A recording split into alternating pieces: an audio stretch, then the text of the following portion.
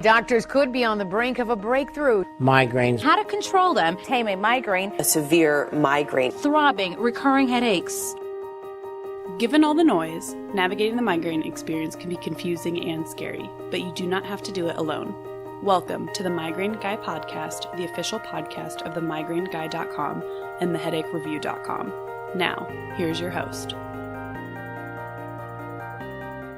What's up, everyone? It's Kevin here, the Migraine Guy, bringing you another episode of the Migraine Guy podcast. If you're new to the pod, I hope you'll hit subscribe, and if you're listening on iTunes, as usual, if you could pause the show for a moment, leave some kind words and a 5-star review. Your ratings help other people find this podcast, and as we all know, chronic pain sufferers need community, and this is one way that they can find it. So I'll go ahead and wait for you to like and subscribe. All right, now that you've done that, if you're new to the pod, again, we break up the episodes into sections. I'm going to start off updating you about my own personal migraine history. Then we're going to dive into a migraine news update, something interesting that has come up in the last week or so. Then we're going to hit a migraine tip of the week, and we're going to close up with a comment, question, or story from a listener. So the last week and a half, I have been implementing CoQ10, the supplement, into my daily migraine treatment.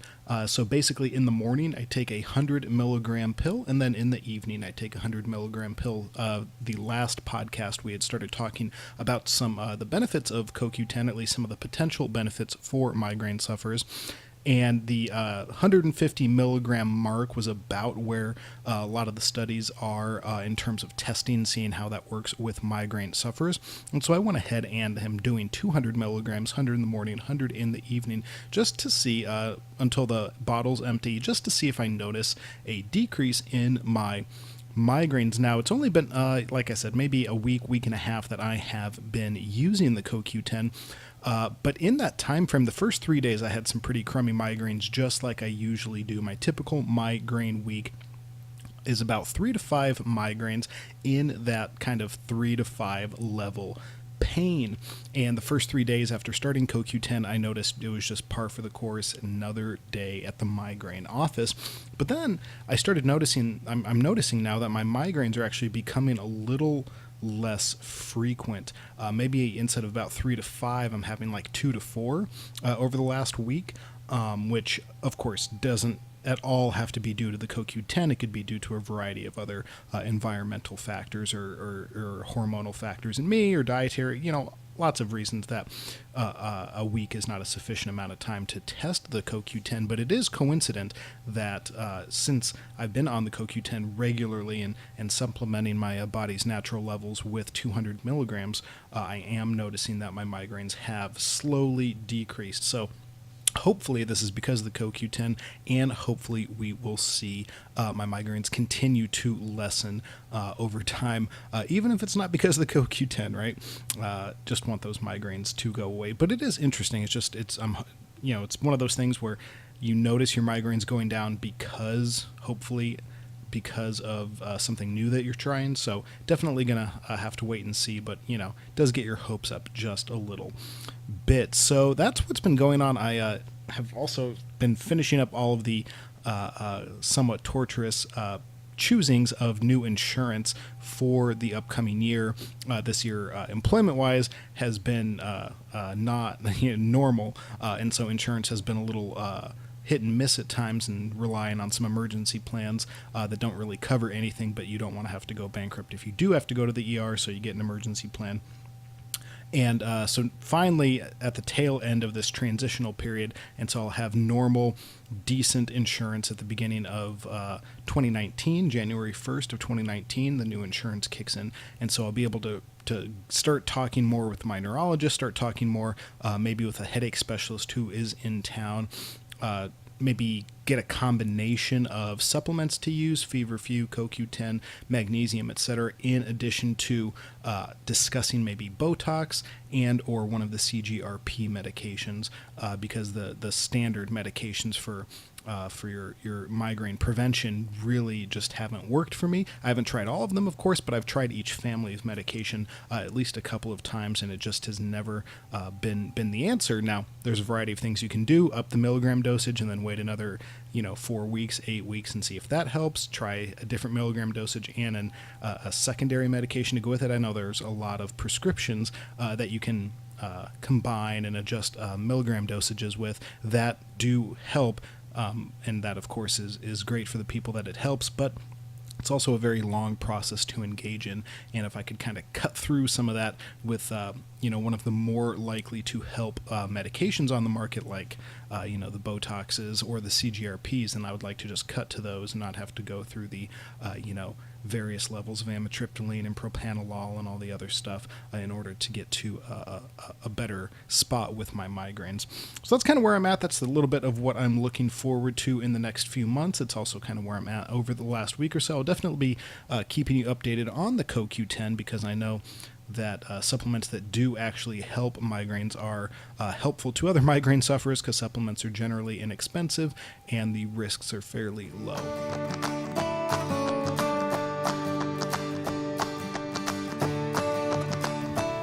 All right, this week's migraine tip of the week is going to continue our supplement discussion. Today's supplement that we're going to be talking about is peppermint.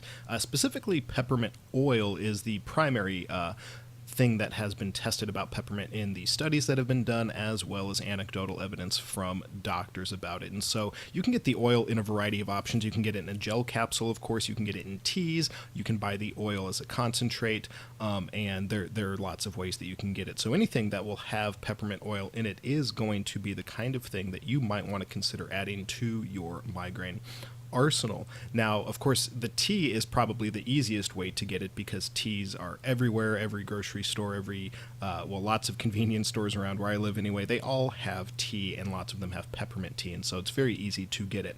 Now, as we know, peppermint is about 44% menthol, and menthol works both as a decongestant and an analgesic. It also really helps alleviate nausea, which of course is one of the primary symptoms that migraine sufferers report. So if you do get very nauseous, not necessarily drinking peppermint tea, but somehow getting the peppermint aroma into your system, maybe applying it to your forehead, maybe putting it in a pot of warm water and then holding your head over that pot for a while so that the steam and then the peppermint oil gets into your system.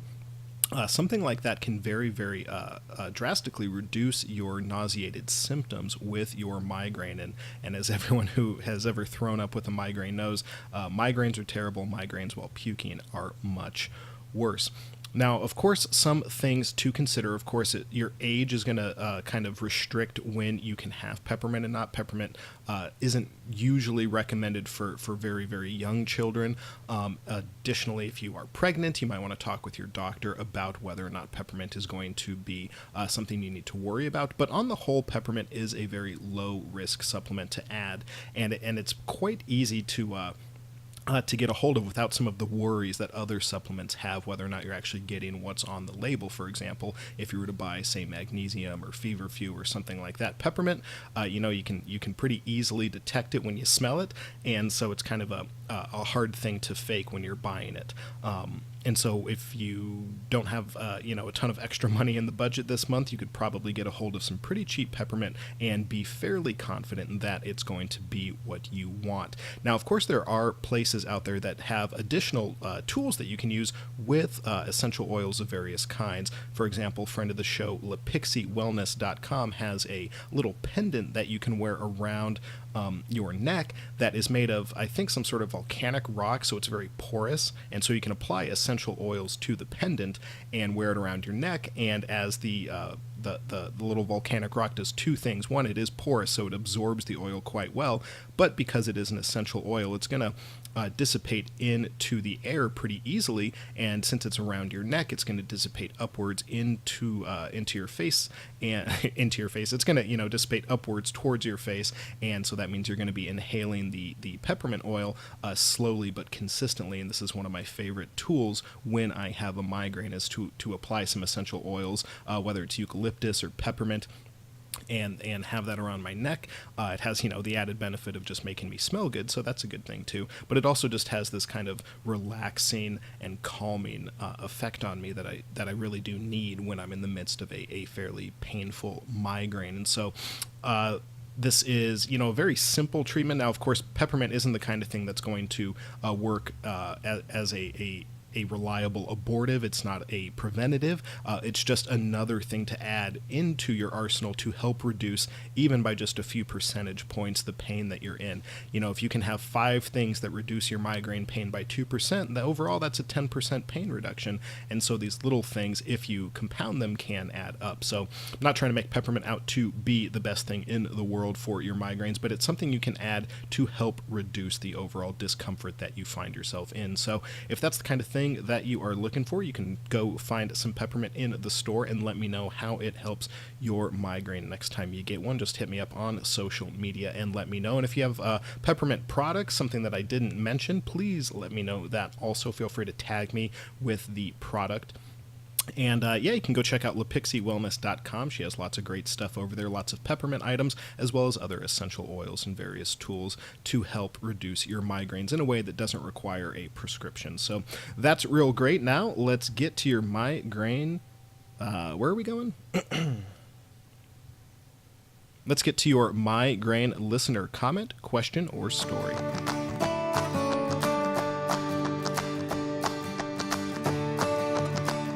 If you want to help keep everything that the Migraine Guy does free, then you can become a patron over at the website patreon.com. That's Patreon.com. Patreon lets people contribute funds to other people whose work they value. Becoming a patron does things for me, such as allowing me to buy new products so that I can do product review videos so that you know whether or not a given migraine product actually works before you buy it. It also helps me do things like upgrade the microphones and cameras for both the YouTube channel and this podcast. And more importantly, it helps me be accountable to you, my migraine community. You can pledge as low as $1 a month if you want to, and every single dollar does help. Just head over to patreon.com/the migraine guy to become a patron today.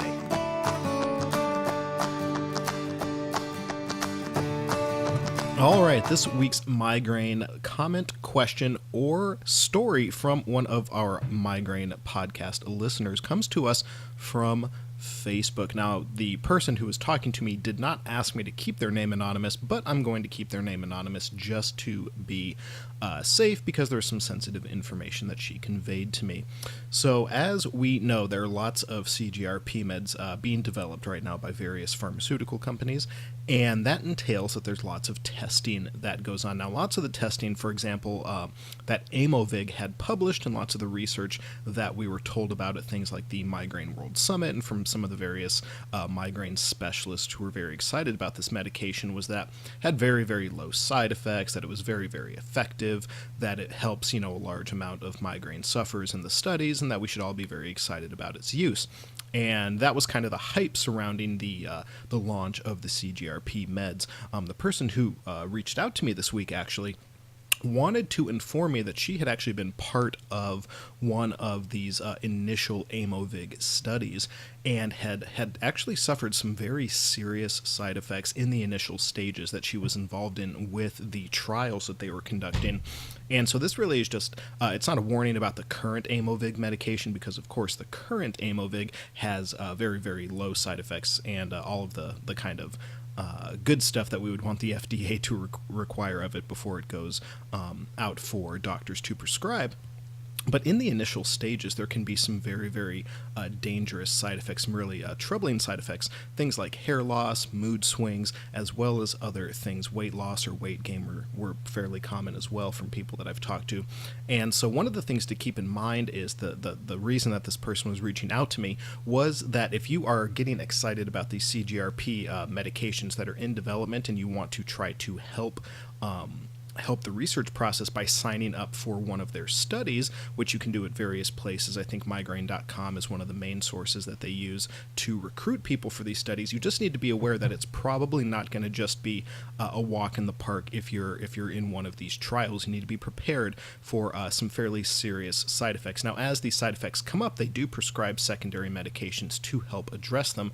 That way, they can see if that additional medication helps your symptoms, and then they can try to tailor the CGRP medication to include those kind of compounds in order to reduce those side effects, and or try to find out what's in the CGRP medication that's causing those side effects and see if they can remove it while keeping the migraine prevention part of the medication still intact. And so if you're signing up or trying to sign up for a migraine study to help some of these medications move along faster, because we want more migraine medications on the market, just be aware that the way that the medication turns out, the final form that it takes, is going to be quite different in all likelihood from the way that it starts out in the medications that you may be trying for them, in order to help them realize that there are these side effects that they need to address in their chemical formulas. So that being said, I'm going to put a link in the show notes to migraine.com sign up for a current CGRP medication that they are helping recruit participants for.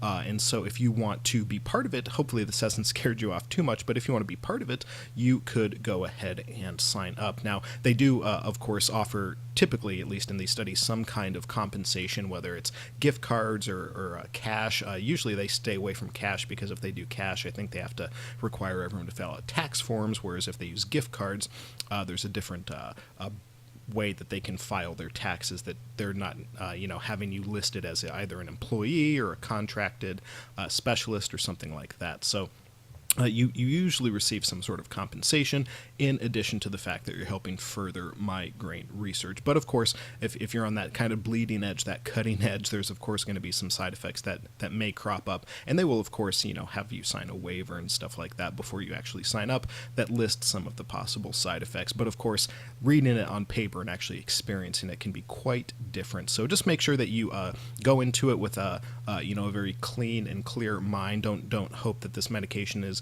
going to fix all of your migraine problems for free. It's probably not, though you may see some good results that would be promising for future migraine sufferers. So, yeah, I think that's going to be it. Let's get to the close of the show.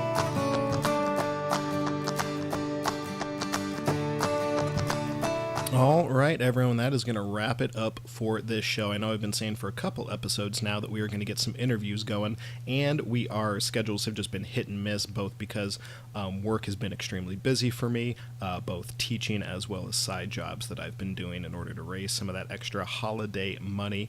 And then after the holidays, I'm sure we're going to get a lot more recording in with some interviewees. So if you want to be interviewed, you have a story to share, please hit me up on social media. I'm always open to hearing from quote-unquote normal migraine sufferers. You don't have to be a neurologist. You don't have to be a researcher. You don't have to have your own Facebook group or your own website or store to be interviewed on the podcast. If you're just a normal migraine sufferer who wants to talk about, something in your migraine experience that you think other migraine sufferers should be aware of, that is all it takes for you to get on the show. Now, not everyone wants to talk, so if you have a story to share, of course, hit me up on social media. You can be on the third part of the show, the migraine comments, questions, or what's the other thing? Comments, questions, or stories. There we go. And I will read off your question and comment or story, and we can react to it.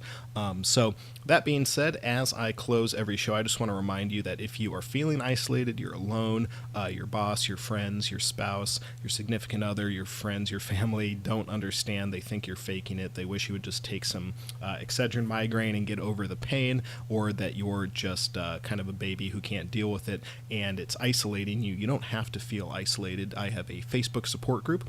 You can just search the Migraine Guy support group, and you have to fill out a couple questions before we let you in, just to help filter out some of the scam artists out there. But once you get into the group, you'll find that we are both supportive and encouraging, but we also have a variety of experiences. Some people like me are fairly new to migraines, have only been getting them for about 10 years. Other people in our group have been chronic for well over 60 years.